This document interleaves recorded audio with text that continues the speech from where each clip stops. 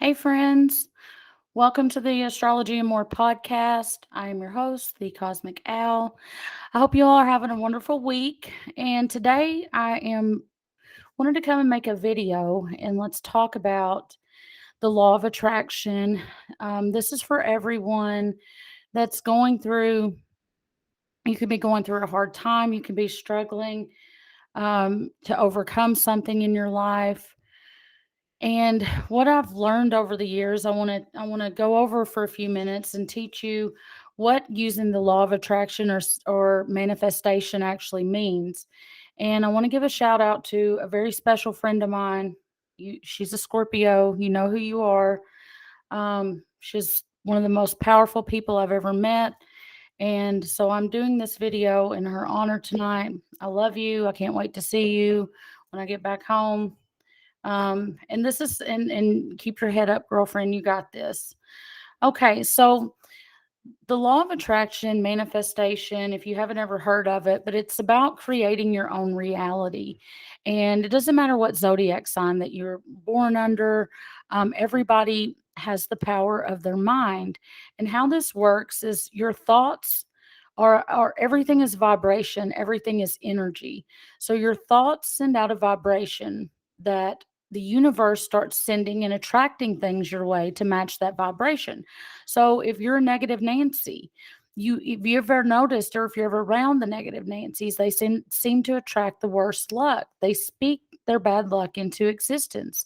So they're like, I'm probably going to have a flat tire today. And lo and behold, they have a flat tire. The power of the spoken word, the power of what you are focusing on is energetic.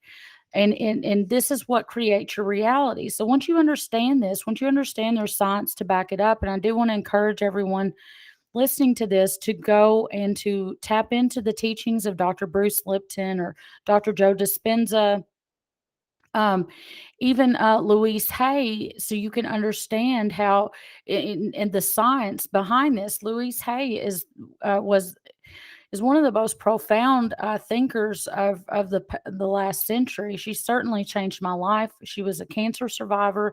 I think she had stage 4 cancer, and she beat cancer with the power of her mind. Now, so let's figure out how to do this. So let me tell you what I've learned, and hopefully you can take some of this knowledge and whatever it is that you're wanting to overcome in your life, whether you have prosperity blocks, whether you have addictions, whether you have phobias, whether you are lonely, you're looking for a soulmate. um, you can use the power of your mind and recreate your reality. And you can be the captain of your own ship. And the Bible talks a lot about manifestation. When Jesus is there's several quotes on that I'm going to get to. So, what is an intention? What is your intention? And you want to start by deciding what it is that you're actually wanting to create. It's not enough to just say that you want a happy life, you want to be happy. You need to get specific and define what it is that's going to make you happy. So this is a tough question. This is something people are always coming to me and they're like, Courtney, I want to be happy. I want my stress to go away. Well, what does happiness look like for you? What is your perfect day? And that's really hard to define. Like, I can remember doing this deep, work on myself, and I do it quite often. And it really is getting in touch. Well, we're always searching for happiness, but we don't ever achieve it because we don't know specifically what we're looking for. So you have to be specific about what you want to set your intention to. Less than 2%. So if it's prosperity that you're needing, okay, if you're broke, you're needing money.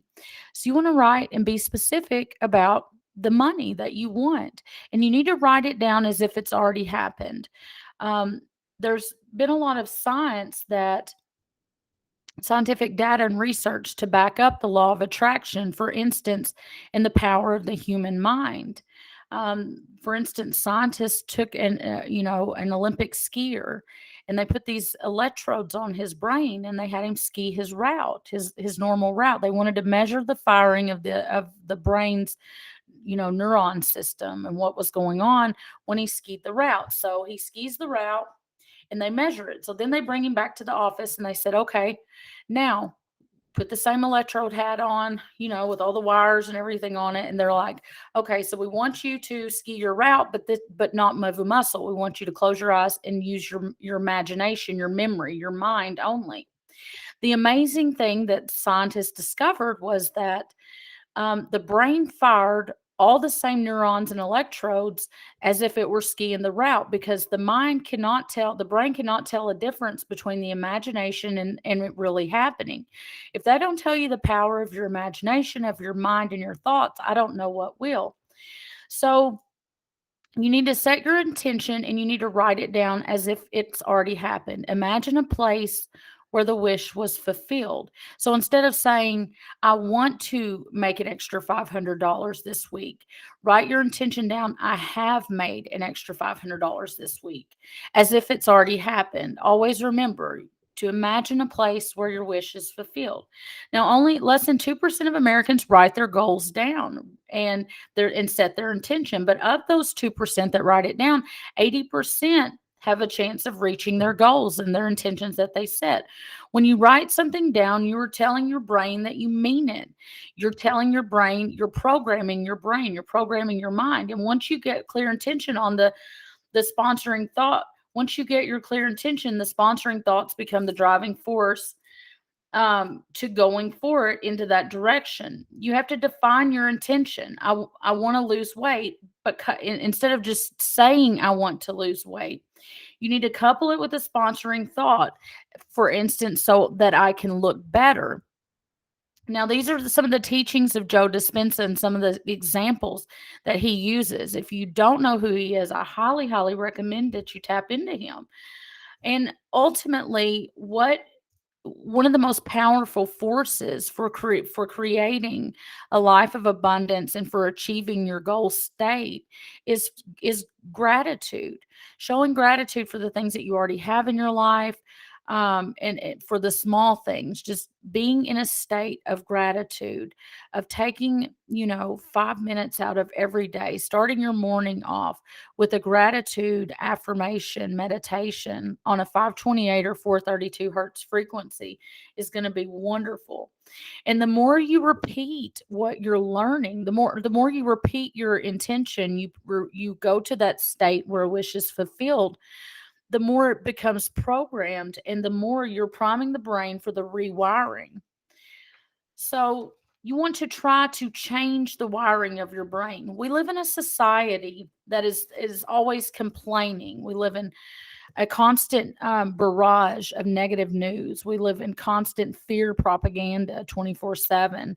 So that we get marred down in fears and phobias. I'm guilty of it myself. And if you're a person that's experienced past trauma, the traumatic events rewire your brain, any trauma that you've experienced. So you have to learn to override your own programming, so to speak. So when you have a critical or you have a negative thought that comes up, you need to try to immediately recognize this and replace it with two gratitude thoughts, two grateful thoughts. Look around and look for something that you're grateful for so you can show gratitude. And that opens up the link for overriding the negativity in the brain. Knowledge is for the mind, but experience is for the body. That was one of Joe Dispenza's quotes, and that's so true. Um, the most wealthy people have let's see, the most wealthy people have done this one thing, in that they have the starting point for anything that they want to set their intention to is the belief that it's possible. If you don't believe that you can obtain prosperity, that you can have financial abundance, that you can overcome an addiction, if you think that things are too hard for you, they will be. You have to basically hype up your brain and believe in the impossible. It's kind of like the placebo effect. Well, there's actually a nocebo effect. Whenever you feed your mind with negative things, then that's all you're going to get. That's all the results that you're going to produce, or is negativity. So, at the very core of setting your intention, you have to have a belief that you can achieve this, that it's possible. And going beyond that, you need to feel that you are worthy of whatever you set your intention. So, this is another thing that can sabotage the growth of our souls is a lack of self worth. When we have a self worth wound, we don't think that we're deserving of what we want, of our dreams, of what we're wanting to fulfill. So we're sabotaging ourselves constantly by feeling a feeling of undeservingness, of not being deserving of whatever it is that we're wanting to manifest. So telling yourself, having a conversation with your inner child and with your higher self, as simultaneously with your current state adult self, that you are worthy of abundance, and God or the universe, whoever you believe, however you believe, the supreme being, they want you abundant, want you want you to experience prosperity. Prosperity is a state of consciousness. It's not a it's You have to get into a state of prosperity. And I don't say prosperity meaning financially. Prosperity is joy, it's happiness, it's fulfillment. It's an inner joy and fulfillment that money doesn't even touch. And when you in prosperity is a state of self-worth and self-love, of knowing that you are worthy of abundance, of prosperity. So it's a consciousness. We have been taught, we can be, just due to different locations that we were born at, um, our programming from the certain locations we live in and cultures and time periods keep us stuck in a lack of prosperity consciousness. For instance, growing up in the church, and certain religions are taught that money, they believe that money is the root of all evil, and it's a misquote, and it's handed down from generations. You can't hold that belief and be wealthy or prosperous at the same time. It's the love of money that is the root of all evil. So it's misquoted. So doing things just for money's sake, valuing money, valuing possessions over the human experience and connection is the root of all evil. Putting money before people, putting money before people's emotions and experiences. And you can see how that is the root of all evil, because when you are prosperous, you have the prosperity consciousness. You are a very giving person, and that prosperity consciousness flows through you, and the abundance flows out of you. And so you're helping a lot of people, and you're inspiring people along the way, and you're sharing in your own prosperity.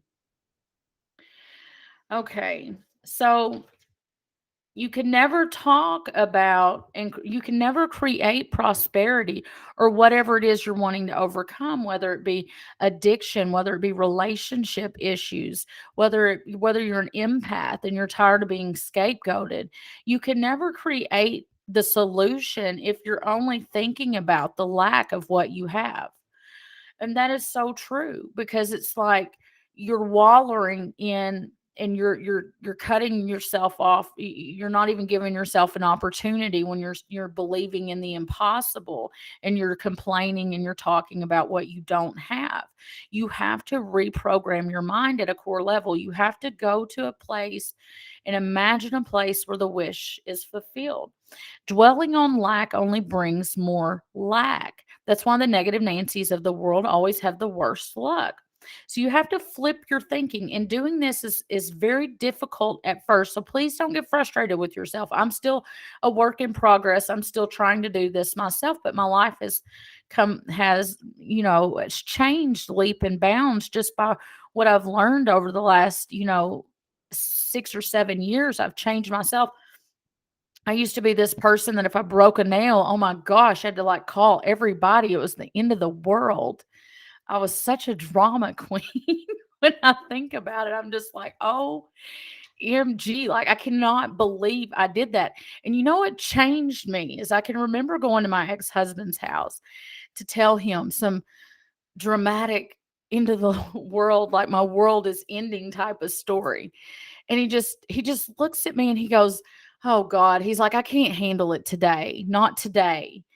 And I was like, "Oh my gosh," he dreaded like seeing me. I don't want to be that person. I didn't know I was doing that. And so at that moment, I vowed to handle everything myself. And I kept everything to myself. I didn't want to burden anyone with it. So if I was laying there thinking I was going to die, I would keep it to myself because I wanted to start handling my own stuff. So I definitely had to change. That definitely caused me to grow in leaps and bounds. I stopped discussing my problems with everyone and I started analyzing them myself. And that was a lot of growth. Now I know people need, professional help. And I encourage that anybody looking for a solution. But are you looking for a solution? And that's the question you need to ask yourself. What is the intention of your interaction with everything you do? Because it's like those people they say stay away from people who have a you know every solution you have, they have a problem with it. They come up with a problem for every one of your solutions. Those are people that are not wanting to change, or not really wanting to your help. They're kind of time wasters. So you need to evaluate your own self in that respect, and make sure that you don't fall in that category. And if you do, it's okay. I mean, we're all growing, we're all learning. And the most growth that a person can have is the growth of the realization that you need to change and shed your skin, and having the courage to own your shit, so to speak, and change. Okay, so but it takes a little bit to change the wiring of your brain. The brain is very lazy. The subconscious runs everything. That's why the moon in astrology is one of the most in my opinion, it's the most important planet in astrology, because this is what your autonomous, like, psychological system is based off of, is running stuff, is your moon sign.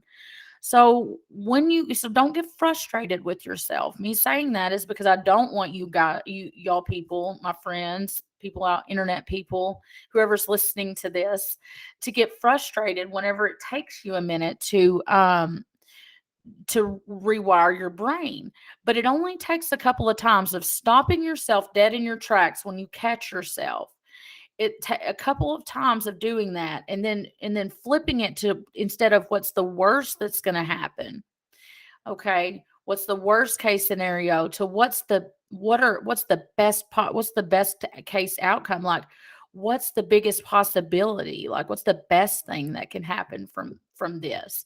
So for instance, I'll give you an example of this. So the other day, everyone at this point who follows me knows that I'm in a total foreign state in the United States. It's a total culture shock for me, but I am in the beautiful, most friendly state I've ever been to, the state of Vermont. Well, I come from the South. I'm from Arkansas, and we don't get a lot of snow there. And when we get just a minute amount of snow, everything gets shut down. We don't have schools. We don't even really, I don't even know that I've ever really seen a snowplow out where I'm from. Maybe there have been, but they're only few and far between.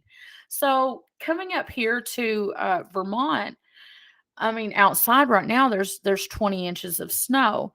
So, I've gotten caught in something called snow squalls. It's a whole different lifestyle. They keep the roads pretty cleared out after the snows, but at any rate, so my best friend and I, and we're so far out in the country at this, like, we're right beside a ski resort, that it's like a big deal, like loading the wagon up, so to speak, to go get some bread and eggs and cheese. And so we have to take little Des, my nephew dog, to the groomer all the way in New Hampshire, just to get him groomed, because there's nothing here. And we get there, and we were going to go from New Hampshire to Massachusetts because we had to pick up some stuff for the week. And they don't muzzle dogs there. And Dez is a little Leo dog, and he's very grumpy, and he has these like his like razor sharp teeth. Like, he's gonna jack you up if you're trying to mess with him. But anyway, so they turned him away because it's illegal to muzzle a dog to groom them. So it's real easy to get marred down. The old me would have gotten very marred down in, that's not right. We drove an hour here. What kind of I would have been like on like petco.com, and I would have been like, they turned us away. We drove an hour. We wasted such and such amount of gas. But I was just like, you know what? Thank you, universe, because thank you, God, because this we had to drive all the way back home before we could go to Massachusetts. So I felt as though the universe protected us, that maybe if we would have gone to Massachusetts right then, that we would have had a wreck. And so instead of this was a change in my thinking that's happened over the past few years, the way I look at things. So when you have frustrations like that, try to look at the reason, like what the bigger picture is. Maybe you would have had a wreck. Maybe we would have had a wreck if we would have went right then. We ended up in Massachusetts. We ended up doing the things that we wanted to do. We just didn't do it at that time. So instead of being frustrated, you can change your brain to show gratitude, even in your moments of stress. Gratitude thinking brings abundance, and it keeps you in the prosperity mindset. This is the way to break the habit of negative thoughts, is to look at the possibility of what you're being protected from, or the reason why something didn't work out the way you wanted it to. Okay. Okay.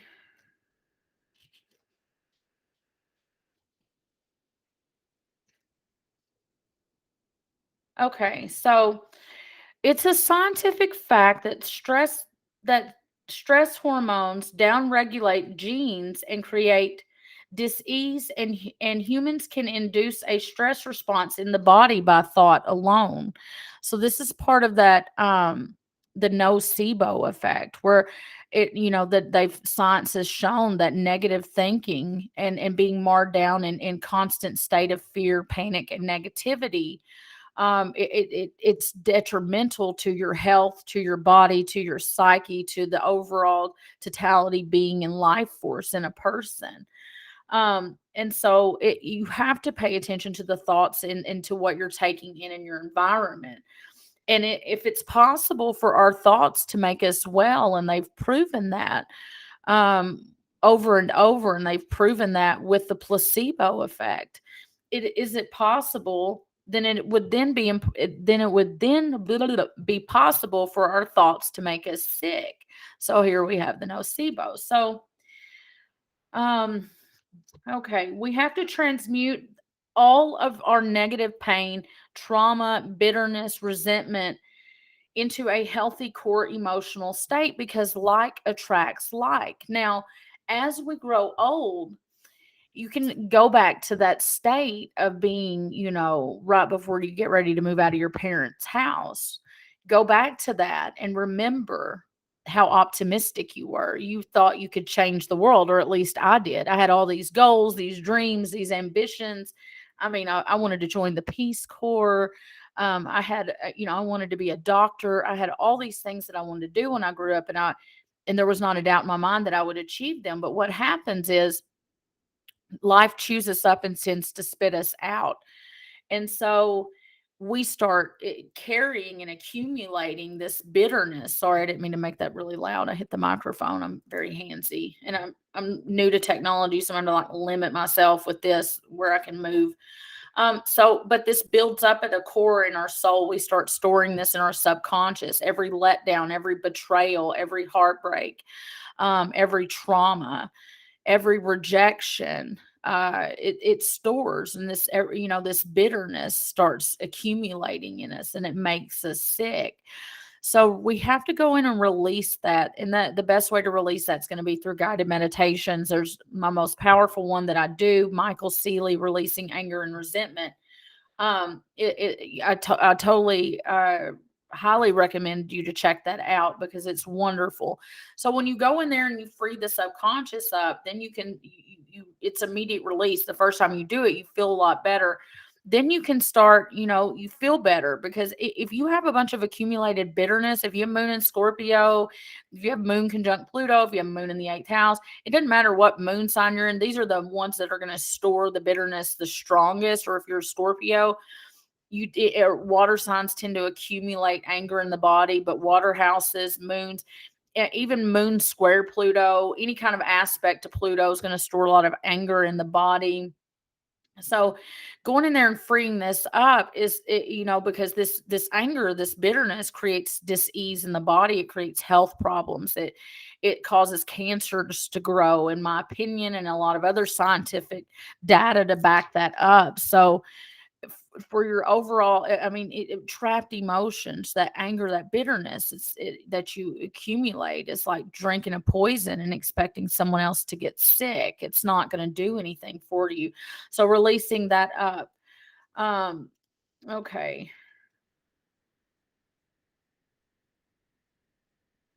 The law of attraction is the ability to attract into our lives whatever we are focusing on. All thoughts turn into things, and eventually, you always attract the things, people, and opportunities that match your vibration. Um, Confirmation bias does exist in the subconscious. I think I talked about this in my last video. The subconscious is always seeking to validate itself. And so if you feel like you're not deserving, that's the kind of situations that your subconscious is going to attract. You have to go to this, you have to go to it into a you have to feel worthy into the prosperity state of consciousness, so that way you can open yourself up, releases resentment, open yourself up. What you focus on tends to expand. It's not what happens to you in life that I'm always telling my clients this. It's not about taking the storms from life. We're all going to go through peaks, we're all going to go through valleys, but it's about striving to achieve a centeredness and a stoicness, that no matter what storms in life brings you, that you are not knocked off from your peace, that you have this peace and this stoicism, that you can handle everything. You become like a rock, and that's part of me stopping complaining to about every little hangnail I had 10 years ago. Now, I mean, I handle my stuff. Now, every now and then something creeps up on me, like if leaving the house door unlocked when I go out and coming home at dark by myself, I'm terrified of that. My imagination gets to roaming, and sometimes like my amygdala just gets like on lockdown, and it's harder for me to work through. No, nobody's perfect. You're going to have those things that you struggle with. But I mean, 10 years ago, I wouldn't have got out of my car. I mean, let's just be honest. Last year I might not have gotten out of my car no matter who I talked to. So, I mean, I'm making slow progress. I would have just stayed in my car till daylight, locked in the car, scared somebody was in my house while I was gone and they're going to jump out and get me. Okay. So, and everything's just a continue work and a continue, um, uh, you know, you're a work in progress. I mean, we're human. Everybody has like their qualities that they're supposed to be working towards, growing away from, and acknowledging those is, that's half the battle. So that's pretty much what sums it up. Releasing that whatever you're needing to overcome in life, whether, like I said, whether this be you're in a toxic relationship, you need to, one of the first steps, you have to define what your perfect day is, who your ideal partner is, what do they look like, what do they do for you, how do they make you feel, and what would you be doing for them. This is very hard to do. So once you define what it is that you really want, what it is that calls your soul, that sets your soul on fire.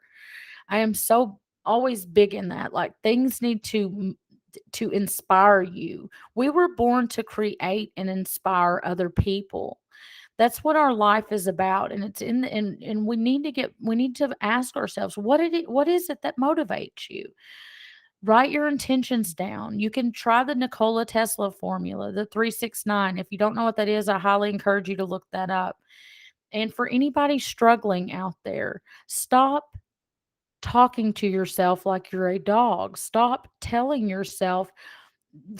your own worst enemy. If you say hateful and mean things to yourself, then that's who you will become. That's what you will become. Remember, you are loved, you are beautiful, and there's nothing in the world that you can't overcome through the power of your thoughts and becoming heart-centered.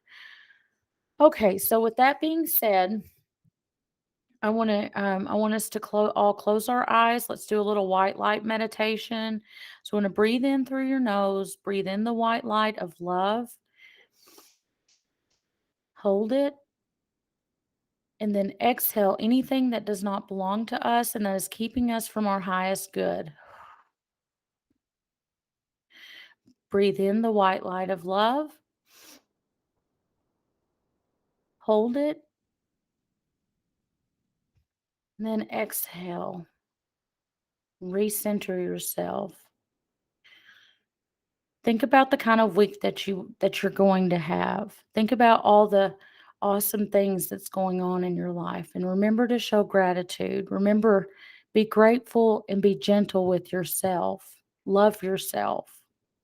All right. And with that, I will be doing some live. I'll be doing. It's not going to be live, but I will be doing some mini readings this week by video. I'll be back live next week. I hope you all have a wonderful week. I hope you get in touch with yourself and you use the Pisces season to inspire you to go on a search for your dream life and to figure out what it is that's going to make you happy, that's going to make you fulfilled, that's going to bring you into a prosperity consciousness. And with that, I love you all and namaste.